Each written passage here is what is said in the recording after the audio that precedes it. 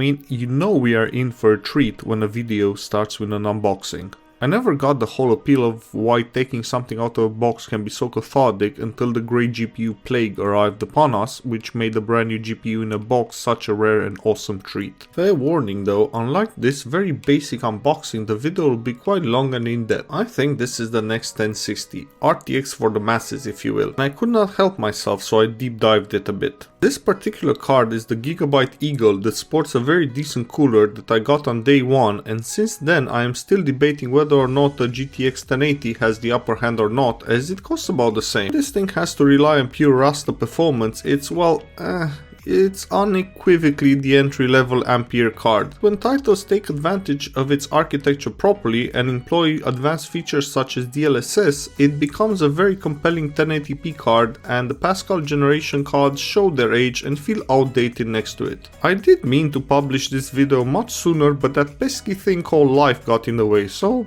here we are. The build portion of this video will be considerably sped up and condensed so we can get to the benchmark portion of this video sooner, as this is the first RTX card I showed on this channel that's going into a build. I benchmarked a few out of curiosity, but I never homed any of them in a PC. What a nice machine this is. No corners cut, no B350 motherboard with an updated BIOS, but a B550 that supports PCIe 4, so everything is current gen with no excuses. Processor is the extremely competent 5600X, which is one of the best processors for gaming hands down, paired with 16GB of 3200 Mbps RAM. Now 3600 you might ask? Well, because I really like the aesthetic of those red modules in the Fantex 400 special red edition case. Estimate they work just fine at 3600 Mbps, but to be fair, the 3050 is the bottleneck in all situations here, so it makes bugger all difference. Pre-installed SSD is a 500GB M.2 SATA unit from Crucial,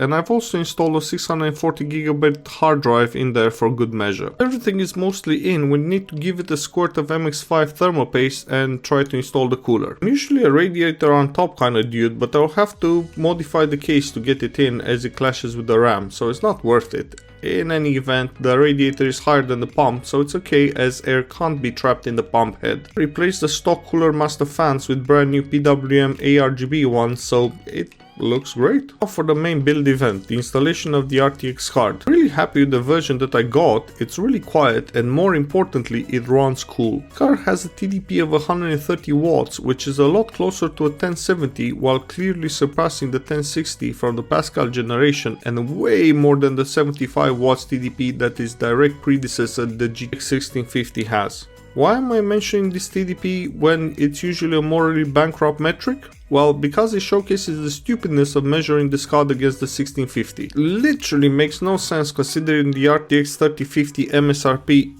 is higher compared to a 2060 KO when it was on sale in the pre-dark times. So I'll continue to compare it to a 1070 and 1080. Those are its closest competitors in terms of cost from Nvidia in 2022. When RT is concerned, the logical comparison choice is the RTX 2060. Out of the way, let's turn this thing on and also have a look at some photos, and I shall see you in the benchmarking section of this video.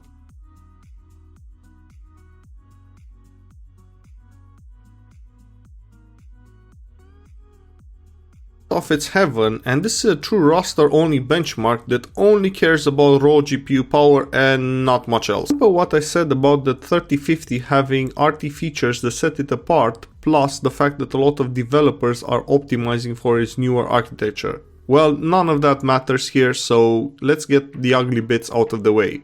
In heaven at 1080p with ultra settings and normal tessellation, 3050 posted 130 FPS and got spanked by a 1070 to the tune of about 30 FPS. That is just crazy. Apart from that, if you take this run in isolation, it runs well as expected with vastly constant frame times. Superposition, it's much the same story as with Heaven, with the 1070 posting 70 FPS and the 3050 posting 60. It's a much newer benchmark, but it has similar underpinnings to Heaven, so a similar result is to be expected. Never take Rocket League too seriously. Yes, it is posting over 280 FPS on average, but I have a funny feeling it should be more. 70 can do about 320 and it varies so wildly from system to system and update to update that if I get over 200 FPS I say thank you and call it a day, and unfortunately this is no different. Fortnite, I went straight to DX12 in order to take advantage of RT features. I usually test this title with DX11, but I think this time an exception is in order. Straight into it with DLSS disabled and medium RT settings, we get a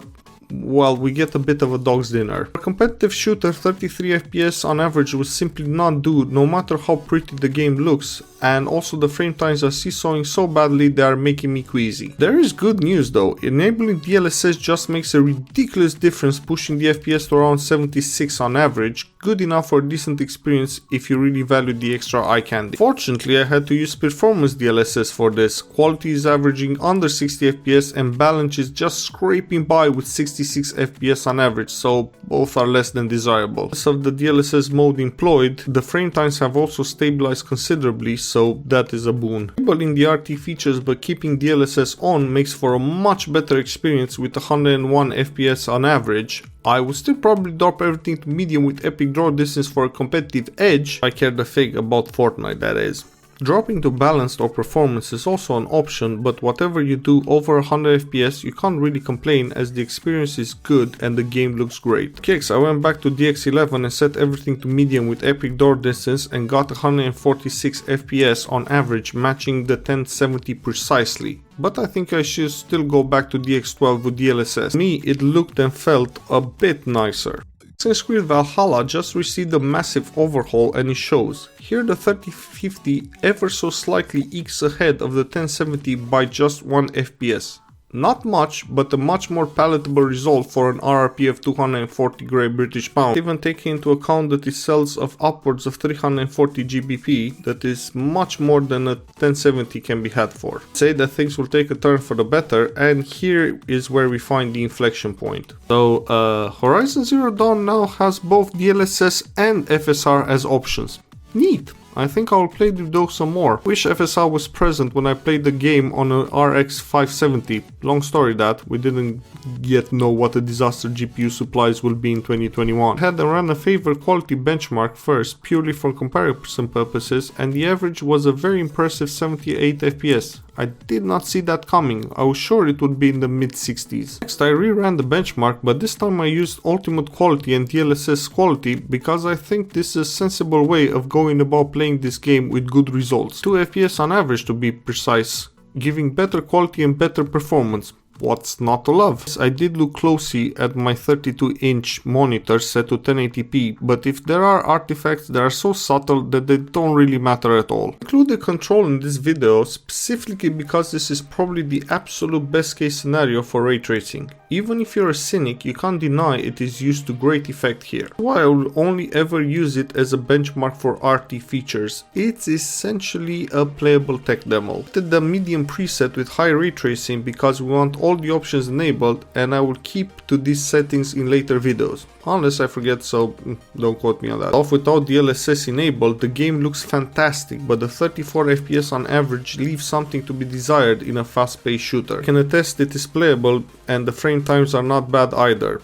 Well, most of the GPU is spinning its wheels while the RT cores are doing their best. Do hit 60 FPS in the sections where you commune with the board, so well, that is something. DLSS enabled and the true render resolution reduced to 720p, the frame rate picks up to 60 FPS locked. No idea why it's not going above, considering VSync is not on. Might be capped by the display refresh, I don't know, but no matter, the game looks and runs fantastic. Remember though, this is an RT showcase, so most implementations will not be anywhere near this impressive. Come to think of it, it took literal years and 3 successive DLSS implementations to get this far. Boy, once you need a £1,000 plus 2080 Ti to play this game properly, it can now be done with the 3050. Cyberpunk, the RTX 3050 is so much better, it's not even funny. Fortunately, just missed patch 1.5 as it came out after I ran the benchmarks, but regardless of that, I feel this should be the norm across all titles when the age gap is taken into account, between an entry-level Ampere card and a mid-range Pascal one. All the RT features disabled and everything else set on Ultra, we get 64 FPS on average. Yes, there are dips here and there, but they are not game-breaking by any means. We are already a good 10 FPS more depending on the scenario ahead of a 1070, and it can only get better from here. DLSS enabled and set to quality, the average jumps by 12 FPS. Remember, we are still at ultra and we are averaging a cool 75 FPS in the most demanding situations. Architecture improvements plus the extra new features are really starting to pay off here. Finally, I enabled RT features and set them to medium while leaving DLSS on quality, and call me a sucker for visuals, but I don't care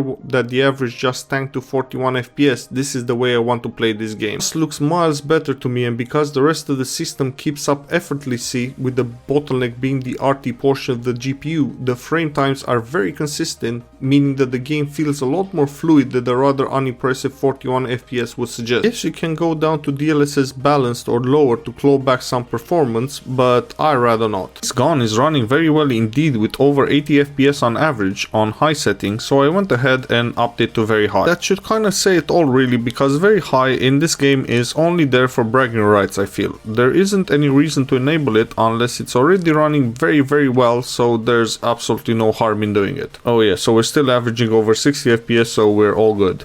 Someone always asks me if I want to let it adjust its own settings, and honestly I think I'll always just click on yes, considering the only time I actually launch it is to benchmark a new GPU. Around we have 88 FPS on average with extremely tight frame time pacing and no stutters or any frame drops. I did enable ray tracing to see what happens, and for a change, well, not much. This is more of a token feature in this game than something people would actually want to use. Forza 5 does benefit from ray tracing, and using the high preset with RT features set to medium makes for a compelling experience with the game running very well with 86 FPS. This is what the 1070 gets with the high preset without RT features, so the 3050 scores another win here. There is one small niggle, as I am a bit dubious if the toggle actually did anything, because the reflections still look like screen space to me.